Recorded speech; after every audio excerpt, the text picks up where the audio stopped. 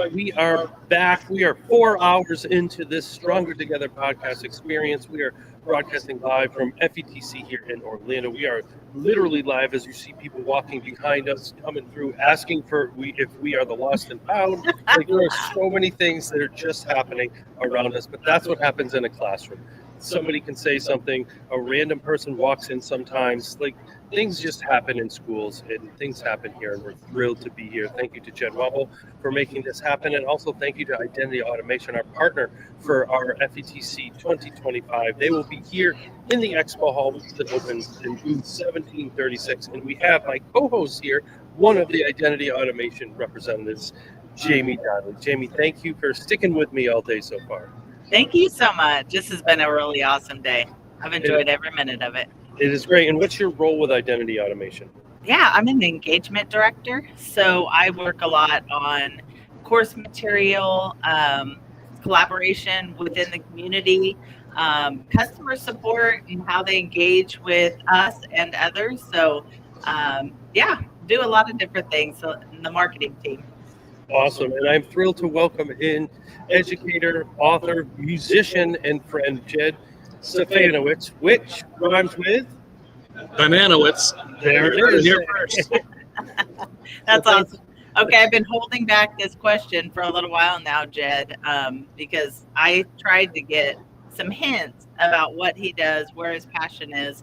But he said he does a little bit of everything. And so, Jed, do you want to share a little bit about who you are and what you do?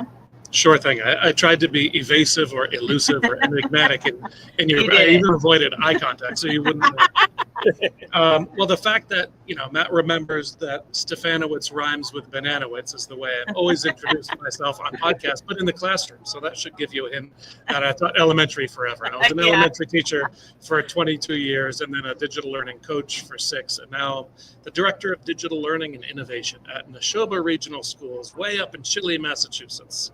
Oh, that's awesome. And you also are part of the presentation circuit where you've been giving presentations at multiple state and national events. And you're going to be here today. So if you're watching this live at 1:44 p.m. Eastern Standard Time, at 4 o'clock today, mark your calendar, crafting inclusive and individualized instruction with AI. That'll be a 2-hour workshop here at 3:30D. So tell us a little bit about what that 2-hour workshop is going to be about. Yes, not to be confused, 3:30D, but 4 o'clock. 3:30 is the room, 4 o'clock is the place to be, which is tricky on a beautiful day like today. I didn't think I was going to have to compete with the weather, but man, is it nice out there. Crafting individualized instruction. So the idea is really, you can't go to a conference right now without seeing a million AI workshops, right? Individualized is really the goal of the title, the session, the abstract, but really the idea of being inclusive and individualized is what is meant to be the differentiator. So like I was saying, you can't go to a conference without there being 100 sessions that are all 100 tools, right? It becomes just a wine tasting in some cases, or a speed dating, 101 AI tools to bring back to your district. What I found and what has really resonated with people, whether it's been at FETC or ISTE or just locally at home, is building it more like a wine pairing than a wine tasting. So it's fewer tools and really showing what is it that you want to do? Lead with the use case. Is it differentiating the lesson? Is it digging deeper with the standards? Is it trying to use the same resource for 5 different subgroups in your classroom? Or are you building out materials for 3 weeks versus 3 days?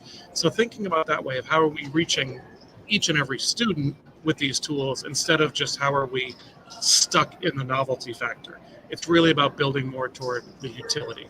And then I think the reason audiences have liked it is because you're walking away with, I could see how I could use this tomorrow, not just this is a tool I want to try tomorrow.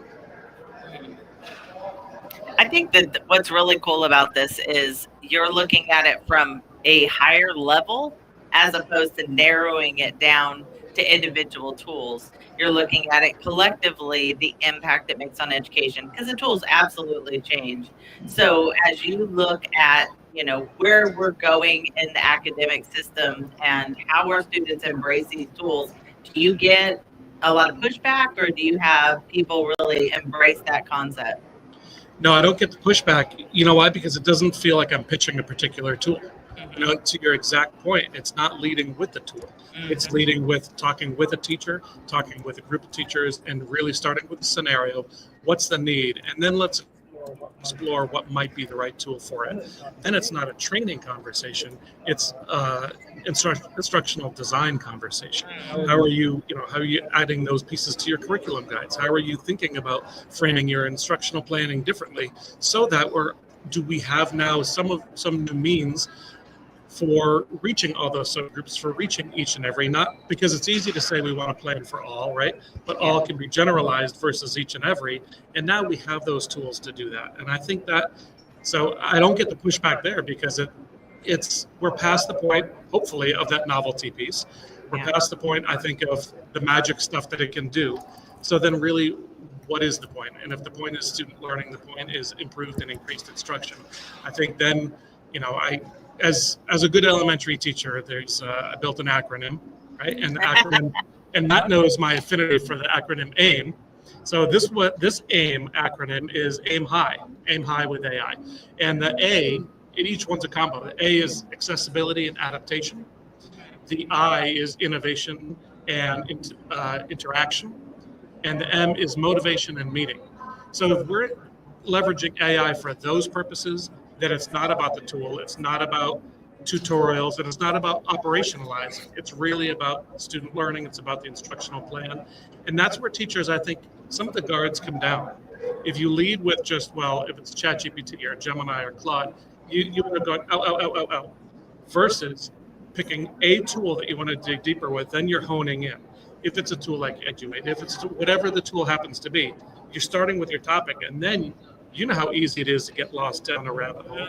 And Jamie and I were talking before we rolled that we're often presenting at conferences, I think, at different times, so we don't get to do this. But you've been in the classroom, for some years. That way back when, I've been teaching since the 1900s, and all these seismic shifts that we thought were going to happen. Good teaching remains, right? Just like good songs stay written, good lessons stay in.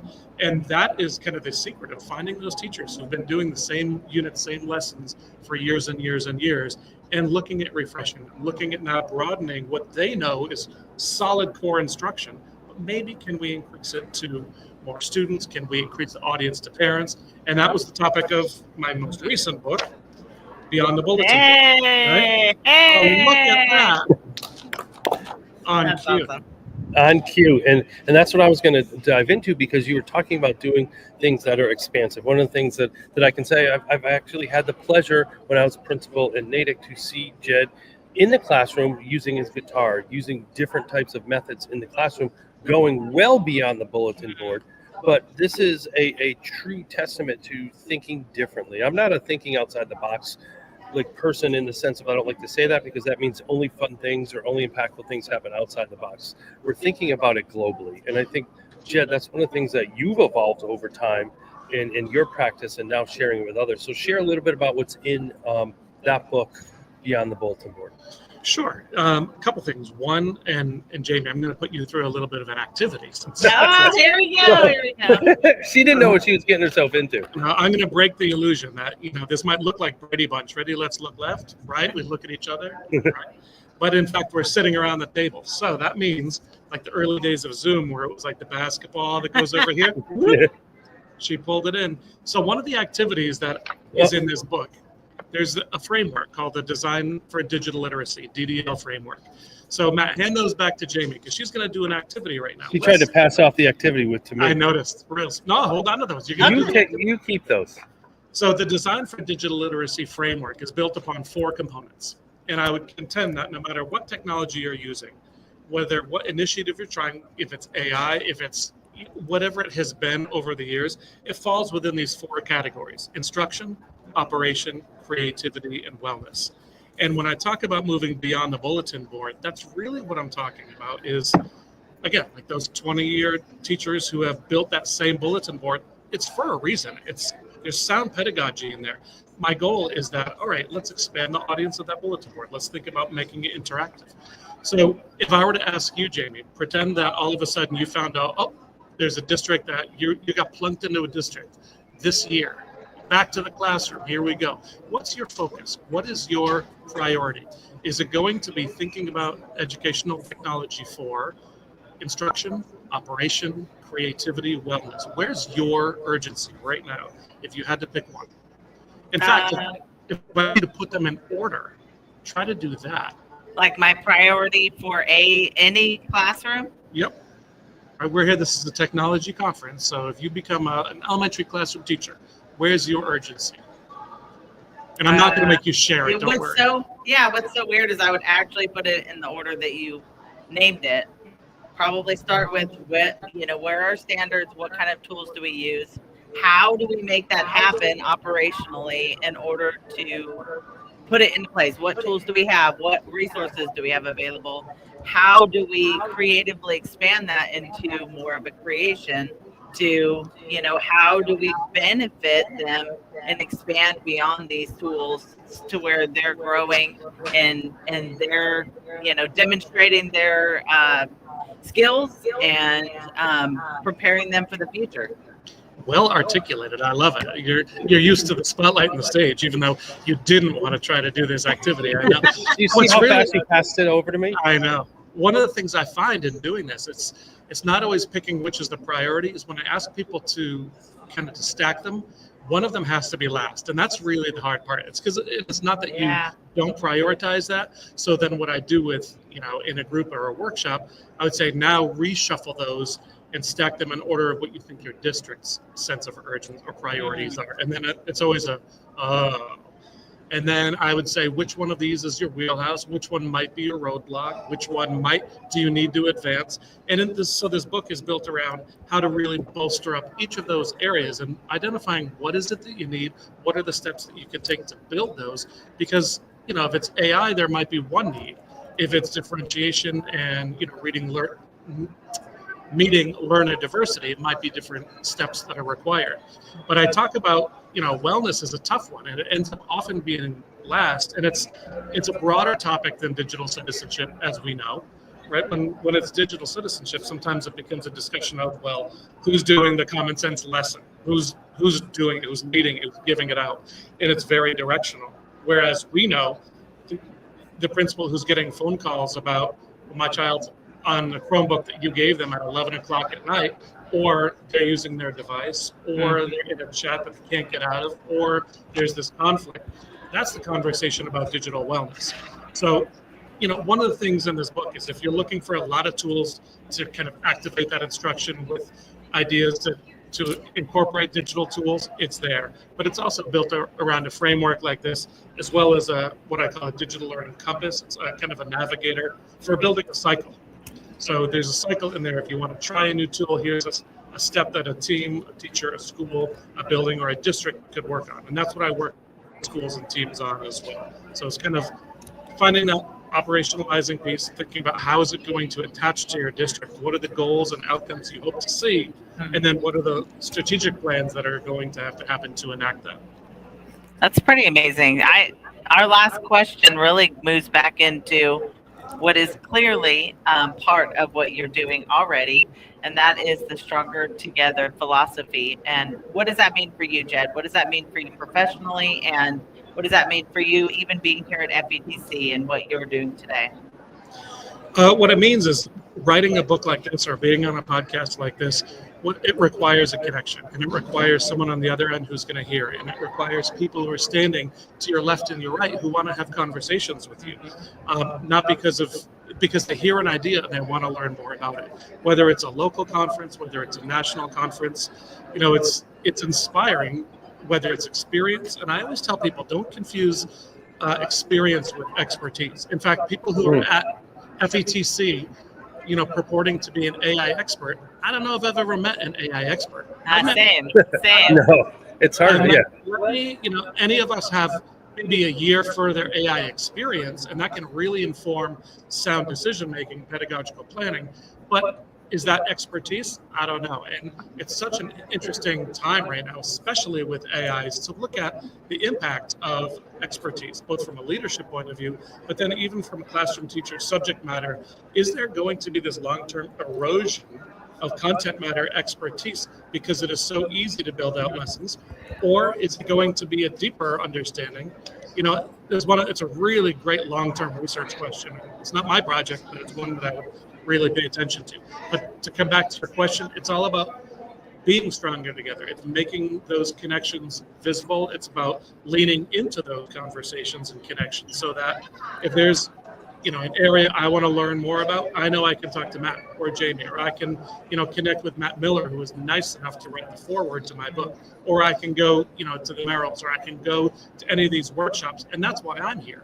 I'm in a district where I'm the director of digital learning and innovation. So where's my professional development, right? We have to go. So what I love to do is bring back ideas, but I always like to bring back the message too. Everyone in every building should share what they know. Even if it's 5 minutes at the front of a staff meeting, that could be the first step towards someone moving into the presentation step. Because if they present 5 minutes at a staff meeting, maybe it's a 45-minute district session. Maybe that becomes an FETC session or a panel. So Stronger Together includes everyone. They might just not know it yet. Awesome. Well, I love it. thank you. Yeah, thanks for stopping in. Make sure to check out a session today at 4 o'clock. Tomorrow, starting around 2:45, we'll be giving some of his books away, but then also have an author signing after that. So make sure to check out all of Jed's work, not only here at FETC, but follow him, learn from him, and continue to collaborate together. So Jed, thanks for stopping by. Thanks for being flexible to make that happen. And Jamie, we are cruising through. We have a couple more today. Thanks for sticking with me. And for you out there who have been sticking with us throughout the day, make sure to continue to tune in to hear the voices of FETC.